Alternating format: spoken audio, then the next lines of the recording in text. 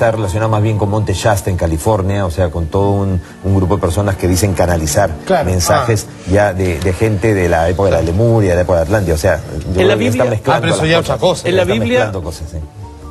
Yo te escuché hablar de Jonás y la ballena. Sí, mucha gente ahorita está preocupada con respecto a esto de las profecías, si se van a cumplir o no, ¿no? Bueno, ciertamente la gente dice de que si una profecía no se cumple, entonces no era profecía.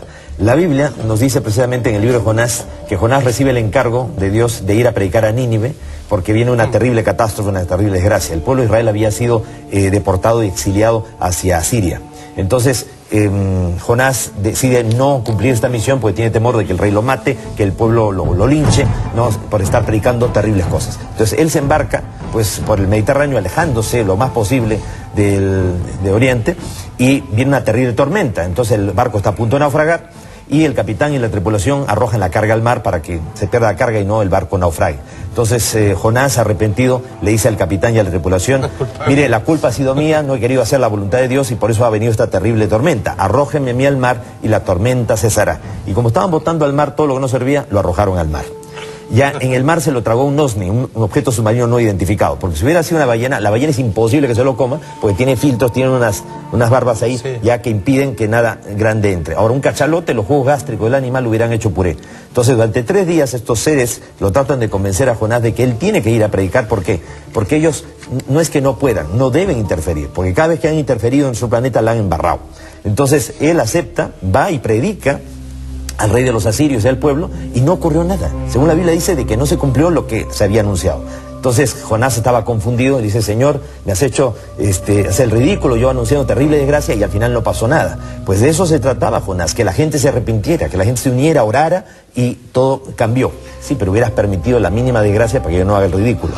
Hoy por hoy, cuando se están hablando de los 3 días de oscuridad, el cinturón de fotones, hay gente que pareciera que quiere que realmente Chile se parte en dos y que hay una terrible destrucción. Pareciera realmente que eso, simplemente para demostrar lo que se ha dicho. ¿Le interesa más que alguien le achunte a que se prepararse todo? Si aquí en todo Chile la gente se une con una misma intención, meditando, orando, envolviendo en luz al país, les puedo asegurar de que nada malo va a ocurrir. Y así va a ser. Excelente. Eliminamos el 20 de mayo porque todo el mundo habla de que ahora se amplió la fecha del 20 de mayo fuera, ya porque gente le pregunta. No, hasta está lleno de paranoia. Por si acaso yo me voy el 22 a Lima, así que voy a estar el 20. Yo te pago el 23. El 20 de mayo estoy... ¿Jesús era extraterrestre? No, era un terrestre extra, que es diferente. ¡Qué buena! Me encantó esa. Esa te la vamos a copiar. Muy buena, muy buena. Programa. Dice, pregúntele a don Sixto por el fenómeno de los sonidos en el cielo en varias ciudades. Eso es interesante, porque los sonidos se están registrando en el cielo, sobre la tierra y bajo la tierra. Ustedes recordarán, por ejemplo, que en 1977 salió la película Encuentro cercano del tercer tipo, donde un científico francés, ¿no?, iba a la India y preguntaba a la gente de dónde salían esos sonidos que la gente estaba mentalizando y repitiendo, y todos señalaban al cielo. Y después se encuentra con un anciano que había sido quemado su rostro y le pregunta qué fue lo que le pasó. El sol salió de noche y me cantó. Entonces, estos sonidos que se están registrando no solamente son sonidos producto del cambio de frecuencia del planeta o el proceso de redimensionamiento de la Tierra, serían naves nodrizas de gran tamaño que se encuentran sobre nuestro planeta, que no son visibles al ojo humano. Recuerden ustedes que en 1999 la Fuerza Aérea Chilena liberó la fotografía de un objeto captado por el satélite GOES-8, un satélite geoestacionario, donde aparecía sobre la Patagonia chilena y argentina un objeto ovalado que se calculó medía 450 kilómetros de diámetro, una cosa extraordinaria. Y gracias a esa foto que dio a conocer la Fuerza Aérea Chilena, se supo que 6 años antes el Meteosat en Estados Unidos había captado en 1993 un objeto similar de ese mismo tamaño. Ustedes saben lo que significa, el ridículo que supone para las Fuerzas Armadas de los grandes países reconocer que existe un objeto de ese gran tamaño y que no es visible ni captable desde tierra. Imagínense ustedes. Entonces, estas naves estarían sobre nuestro planeta, y hay una profecía de Benjamín Solari Paravicini, este gran psíquico argentino, que llamaban el Nostradamus argentino, que profetizó en 1960, ¿no? Astronaves del cosmos traerán a la Tierra sus conciertos, ya música celestial que la transmitirán a los satélites.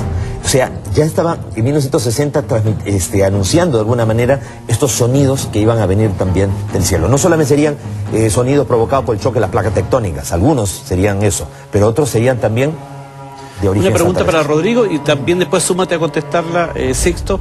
La Fuerza Aérea Chilena sabemos que es mañosita para colaborar con todo lo que sea investigaciones por los casos recientes. ¿Han ayudado mucho a las investigaciones a ustedes como organización? Fíjate que la verdad que lo que existe es el Comité de Estudios de Fenómenos Aeroanómalos de la Dirección de Aeronáutica, con la cual siempre hemos tenido muy buen vínculo. Yo creo que están haciendo un muy buen trabajo a nivel de preocuparse por lo que está pasando en el mundo aeronáutico, específicamente por los incidentes OVNI en el espacio aéreo nuestro. Es decir, yo creo que una labor de responsabilidad, están trabajando bastante acuciosamente. Es un comité abierto, nunca ellos han guardado información, tenemos a ese intercambio de datos, etcétera. De repente podemos discrepar en algunos casos, no hay que tener miedo al discrepar, lo que hay que tener miedo es a mentirse. Pero con ellos hemos tenido una relación bastante fluida, yo diría que no es todo lo contrario. Le refería casi los jueces tienen que sacarle con fuerza la información sobre otros casos. No, hemos tenido me refiero a un caso muy conocido de Juan Fernández. Tú tuviste una experiencia en Antofagasta con... Sí, no, pero resulta ser que justamente con Rodrigo Fuenzalida tuvimos la oportunidad de estar invitados por Cecilia Bolo con un programa de televisión aquí, exacto, al que vino justamente el excomandante de la base aérea de Antofagasta, Danilo Catalán. Él exacto, contó, ahora que está jubilado, de que estaba como jefe de escuadrilla de los aviones Mirage de última generación en el norte de Chile, cuando a plena luz del día se les aparece un objeto triangular de 1 kilómetro de largo. Sus aviones se veían reflejados en la estructura metálica del objeto como si fueran de juguete. Estaba tan bajo el objeto encima de ellos que la impresión que ellos tenían es que si abrían la cabina del avión podían tocar el objeto con la mano. Iba a la misma velocidad que ellos y luego los superó, los abalanzó, o sea, se abalanzó hacia adelante, se frenó en seco, hizo ángulo recto y se elevó. Y ellos lo vieron. Y después se les pidió, o sea, oficialmente que guardaran silencio y que se ocultara la información. Exacto. Rodrigo, una pregunta para ti. Dice Rodrigo, tuviste un avistamiento programado cuando eras de misión Rama. ¿Por qué niegas ahora la existencia de los extraterrestres? Nunca he negado la existencia de los extraterrestres. Yo siempre he hablado de mi relación con Rama en mi inicio de búsqueda, que fue una experiencia bastante bonita en la forma de los niveles de interacción que uno tiene, la realidad de convivencia que se generó. Siempre estoy agradecido de ese momento. Lo que sí que yo necesitaba, inclusive mi experiencia en Rama me sirvió para un trabajo que hice en la universidad en Sociología de las Religiones. Me inspiré un poco en algunos conceptos de las neorreligiones tecnológicas, pero posteriormente lo que yo quería una explicación sobre los ovnis, y yo creo que el camino era otro. Nunca, entre paréntesis, he señalado el tema de contacto programado tampoco. Eso es nuevo para mí. Perdón, una pregunta para Rodrigo. Algo que no me queda claro, que solamente de la conversación que se ha dado hoy en día, si bien tu máxima hipótesis, digamos, respecto a la morfología de los tripulantes de los ovnis serían, por ejemplo, crononautas, gente del futuro, tú estás... Es una. Es una, por ejemplo. Sí. Esto no quiere decir que tú la teoría alienígena la has desechado por completo. Todo lo contrario. ¿Por qué no pueden estar...